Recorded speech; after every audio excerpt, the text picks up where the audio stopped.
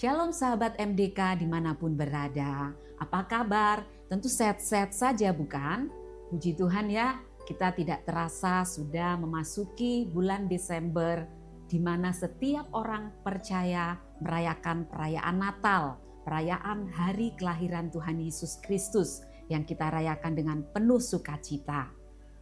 Sesungguhnya apa sih arti Natal di dalam setiap kehidupan kita? Saya percaya setiap kita mempunyai arti sendiri atau makna sendiri yang ditaruhkan di dalam hati kita sebagai orang-orang percaya. Tuhan juga memberikan satu perenungan, renungan Natal ya. Bagi saya yang saya rindu malam hari ini, saya boleh berbagi kepada setiap sahabat-sahabat dimanapun berada. Renungan Natal yang akan saya bagikan kepada setiap sahabat-sahabat MDK dimanapun berada, saya kasih judul Kairos menjadi Kronos. Puji Tuhan ya, Kairos menjadi Kronos. Apa sesungguhnya arti daripada Kairos menjadi Kronos atau hubungannya dengan Natal? Kita sama-sama akan buka ya, saya punya slide-nya. Kairos menjadi Kronos. Dalam bahasa Yunani, ada dua kata untuk menyatakan waktu. Yang pertama, kronos atau waktu secara umum yang dinyatakan dalam detik, menit, jam, minggu, bulan, tahun, dan seterusnya, atau dengan kata lain, waktu dalam dunia yang sementara. Kita mengenal istilah kronologi. Kronologi itu berasal dari kata kronos dan logos, artinya ilmu yang mempelajari tentang waktu ya. Sekali lagi, kronos adalah waktu dalam dunia yang sementara. Jadi ada batasnya. Detik, menit, jam, minggu, bulan, tahun dan seterusnya ya. Itu ada batasan. Sekarang yang kedua. Yang kedua yaitu kairos. Kairos adalah waktu yang merujuk pada momen atau saat yang tepat dan dalam Alkitab berarti waktu ilahi atau dengan kata lain waktu dalam kekekalan. Kairos tidak ada kita bisa pelajari atau ilmu yang mempelajari tentang Kairos tidak ada.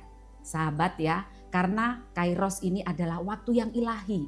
Ilahi artinya apa? Kekal. Tidak ada batasnya, unlimited ya. Makanya dikatakan bahwa Kairos adalah waktu dalam kekekalan atau waktu miliknya Tuhan. Seperti itu ya. Kronos dan Kairos sampai di sini kita boleh simpan.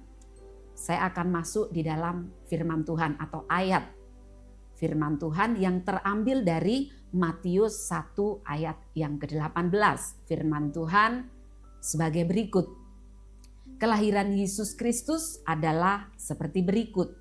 Pada waktu Maria ibunya bertunangan dengan Yusuf, ternyata ia mengandung dari Roh Kudus sebelum mereka hidup sebagai suami istri. Di sini berbicara tentang Kairos. Kairos, di mana pada waktu itu Maria mengandung dari Roh Kudus. Keadaan yang tidak masuk akal, keadaan yang di luar akal pikiran manusia. Karena Tuhan sendiri adalah kekal. Tuhan itu tidak terbatas dengan waktu, dengan ruang atau dengan apapun, ya. Sampai di sini kita akan lanjutkan. Jauh sebelum Maria mengandung dari Roh Kudus, sudah dinubuatkan di dalam Yesaya 9 ayat yang ke-6. Firman Tuhan berkata, sebab seorang anak telah lahir untuk kita, seorang putra telah diberikan untuk kita. Lambang pemerintahan ada di atas bahunya, dan namanya disebutkan orang, penasehat ajaib, Allah yang perkasa, Bapa yang kekal, Raja damai. Melalui nubuatan Yesaya 9 ayat yang ke-6 ini ditekankan bahwa dia adalah anugerah terbesar dari Allah yang membawa pemerintahan, hikmat ilahi, kekuatan ilahi, keabadian, kedamaian sejati yang digambarkan melalui, ya, di situ ada penasehat ajaib. Yesus memberikan nasihat yang luar biasa dan bijaksana yang melampaui hikmat manusia. Makanya dia dikatakan penasehat ajaib, satu-satunya hanya Yesus. Yang kedua, Allah yang perkasa.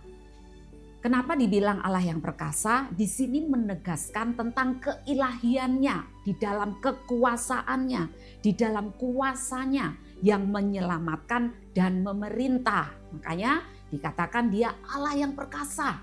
Kemudian Bapa yang kekal. Bapa yang kekal menunjukkan bahwa hubungan yang kekal dan kasih kebapaannya kepada setiap kita umat percaya. Kemudian Raja Damai. Raja Damai adalah sumber kedamaian yang sejati dan pemulihan yang kita tidak pernah dapatkan dimanapun yang membawa kebenaran. Makanya dikatakan Raja Damai. Dia sanggup mengubahkan segala hal yang tidak baik menjadi kebenaran. Oleh sebab itu dia bukan hanya sekedar bayi, ya, sahabat-sahabat MDK, dia adalah seorang putra yang sudah dinubuatkan melalui kitab Yesaya ini jauh-jauh sebelumnya. Sahabat-sahabat, oleh sebab itu Natal adalah ketika Tuhan Yesus sang anak, Tuhan yang sebenarnya ada dalam kairos atau waktu yang kekal, masuk ke dalam kronos atau waktu dunia. Itu yang saya katakan tadi. Apa sih hubungannya kairos, kronos dengan Natal? Sekali lagi, ya, Natal adalah ketika Tuhan Yesus sang anak, Tuhan yang sebenarnya ada dalam kairos atau waktu yang kekal, masuk ke dalam kronos atau waktu di dalam dunia, supaya kita yang sebenarnya tidak kekal bisa ditebusnya untuk masuk dalam kekekalan bersama dengan Dia. Firman Tuhan di dalam Yohanes 3 ayat yang ke-16 mengatakan, karena begitu besar kasih Allah akan dunia ini, sehingga Ia telah mengaruniakan anaknya yang tunggal, supaya setiap orang yang percaya kepadanya tidak binasa, melainkan beroleh hidup yang kekal. Ayat yang kedua, Yohanes 3 ayat yang ke-13, tidak ada seorang pun yang telah naik ke surga selain daripada Dia yang telah turun dari surga, dari kairos ke kronos, yaitu anak manusia.